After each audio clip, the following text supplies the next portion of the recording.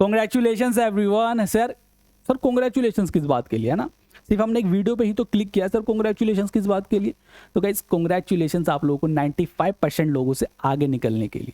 अब सोच रहे हो सर 95% लोगों से कैसे आगे निकल गए भाई, है ना? मतलब कैसे निकल गए सर? तो गाइस आप सभी को पता है कि भाई अगर आपको टॉप यूनिवर्सिटीज़ के अंदर का एडमिशन लेना है, अगर आपको टॉप कॉलेजेस के अंदर का एडमिशन लेना है, तो आप लोगों को सीयूटी का एग्ज़ाम देना ही पड़ेगा। ठीक है, सीयूटी के अंदर एक डिसेंट स्कोर करना पड़ेगा। तो यहाँ पे सर हम 95% लोगों से कैसे आगे निकल गए? तो बच्चों देखो होता क्या है कि बच्चे ना सीयूटी के बारे में, मतलब सीयूटी को लेके ना एंड डेज के अंदर अवेयर होते हैं, है ना? जब उनके बोर्ड वोर्ड समाप्त हो जाते हैं ना, या फिर खत्म होने वाले थे, तब उन्हें पता चलता है कि हाँ यार मुझे इसके अंदर एडमिशन लेना, मुझे अपनी सीयूटी के अंदर स्कोर करना पड़ेगा। ठीक है, सीयूटी का एग्जाम देना है और मुझे यहाँ स्कोर करना पड़ेगा।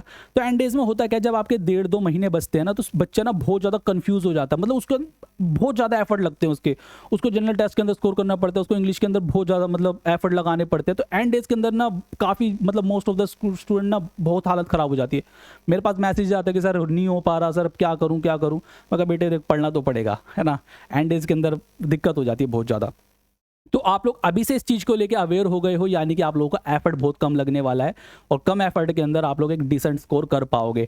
ठीक है, और ये बात तो भाई है ही, मतलब आप लोगों को सीयूटी का एग्ज़ाम तो देना ही है। तो जब देना ही है एग्ज़ाम, तो थोड़ा थोड़ा इसको बारे में मतलब थोड़ा थोड़ा इसको लेके चल ही लेते हैं ना, क्योंकि एंड डेज के अंदर अगर दोगे तो बहुत ज़्यादा दिक्कतें आ जाएंगी। ठीक है, तो अब बात यहाँ पे आ गई है सर समझ कि हाँ ठीक है कि सर सीयूटी का एग्जाम मुझे देना है, सीयूटी के अंदर मुझे अच्छा डिसेंट स्कोर करना है, बट सीयूटी के अंदर सर स्कोर तो मैं तभी कर पाऊंगा ना कि जब मुझे पता होगा भाई सीयूटी के अंदर एक्चुअली आता क्या क्या है।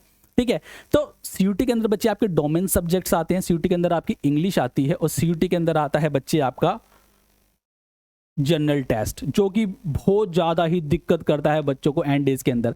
मैं बताता हूँ कैसे करता है एंड डेज के अंदर बच्चों को दिक्कत। देखो इंग्लिश आप लोग पढ़ते आते हो, तो इंग्लिश के अंदर आप लोग कर लेते हो, मतलब थोड़ा मतलब इतने एफर्ट नहीं लगाते। डोमेन सब्जेक्ट आप लोग पढ़ते आते हो, तो डोमेन्स के अभी आप लोग कर लेते हो। बट बात यहाँ पे आती है जनरल टेस्ट की। एंड डेज के अंदर जनरल टेस्ट मतलब सिलेबस आप लोगों को बिल्कुल न्यू होता है आप लोगों के लिए। इसका सिलेबस आप लोगों के जो भी स्कूल के अंदर पढ़ते हैं उससे बिल्कुल डिफरेंट होता है। ठीक है, चैप्टर्स अलग ही तरीके होते हैं। तो एंड डेज के अंदर ना बच्चों की बहुत हालत खराब होती है जनरल टेस्ट के अंदर कि सर कैसे करें। तो वही चीज़ हम यहाँ पे देखेंगे जनरल टेस्ट के अंदर। पूरा हम यहाँ पे देखेंगे सर जनरल टेस्ट के अंदर सिलेबस क्या क्या होता है, जनरल टेस्ट के अंदर आता क्या क्या है। तो वो पूरा हम यहाँ पे आज अपना जनरल टेस्ट को देखने वाले हैं। ठीक है, तो जनरल टेस्ट का बच्चे सिलेबस के बारे में यहाँ पे डिस्कस कर लेते हैं कि सर जनरल टेस्ट का सिलेबस क्या होता है, जनरल टेस्ट के अंदर हमारा आता क्या क्या है। तो गाइस जनरल टेस्ट के अंदर आपकी क्वांट आती है। जनरल टेस्ट के अंदर बच्चों आपका आता है लॉजिकल रीजनिंग, और जनरल टेस्ट के अंदर आती है आपकी जनरल स्टडी, है ना? जनरल टेस्ट के अंदर जनरल स्टडी आती है। ठीक है, ये आपका जनरल टेस्ट का सिलेबस होता है। मैं आप सभी को क्वांट और एलआर पढ़ाऊंगा, तो मैं आपको क्वांट और एलआर का पूरा यहाँ पे सिलेबस बताता हूँ भाई सीयूटी के अंदर इस साल कहाँ से क्वांट के किस किस चैप्टर से क्वेश्चंस बनाए गए थे, एलआर के किस किस चैप्टर से यहाँ पे सीयूटी के अंदर क्वेश्चंस बनाए गए थे, है ना?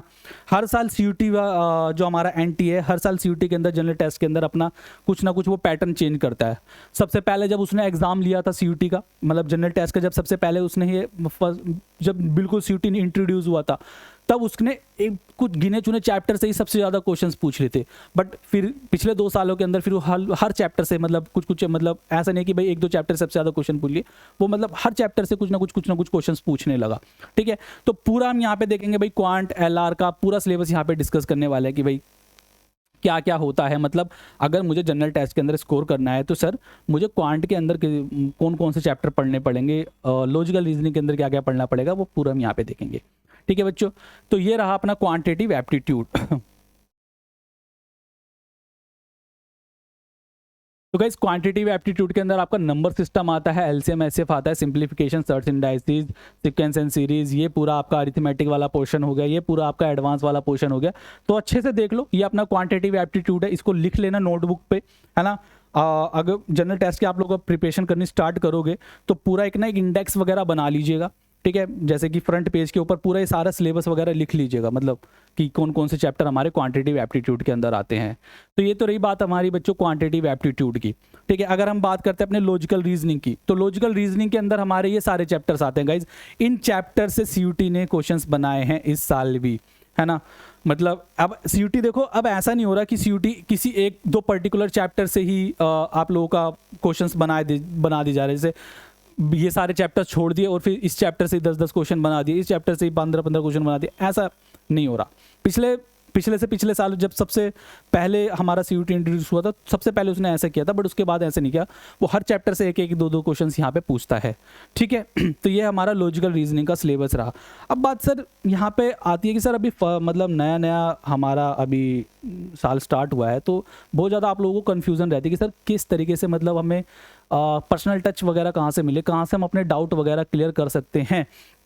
तो गाइज़ दिक्कत नहीं है किसी बात की। ये रहा अपना क्वांट LRDI की महफिल, टेलीग्राम चैनल है अपना पूरा, यहाँ पर आप लोग ज्वाइन करो। आपने जो भी डाउट या क्वेरी है आप लोग यहाँ पे लिख के भेजोगे, सर मुझे ये दिक्कत आ रही है, ऐसी दिक्कत है, मैं पूरा यहाँ पे आप लोगों को रिप्लाई करूँगा, बताऊँगा कि ऐसे ऐसे करो भाई, है ना। पूरा हमारा यहाँ पे चलता है, पूरी आपकी यहाँ पे जो भी PDFs वगैरह आएंगी वो मैं यहाँ पे अपलोड करूँगा, ठीक है। जो भी आपकी नेक्स्ट नोटिफिकेशन आएगी वो सब कुछ यहाँ पे मिलेगी आप लोगों को, ठीक है। तो चैनल आप लोग ज्वाइन कर लीजिएगा। जो भी आप लोगों का डाउट वगैरह है मुझे यहाँ पर बताइएगा, ओके। बाकी कमेंट में आप लोगों को बताना है, एक सेकेंड अपना कहाँ गया, इस वीडियो के कमेंट में आप लोगों को बताना है कि आप लोगों को नेक्स्ट वीडियो और किस पे चाहिए। बाकी मैं अगर आपको बताऊं तो अगली नेक्स्ट वीडियो हमारी स्ट्रैटेजी के ऊपर आने वाली है। सिलेबस हम लोगों ने समझ लिया है, ठीक है।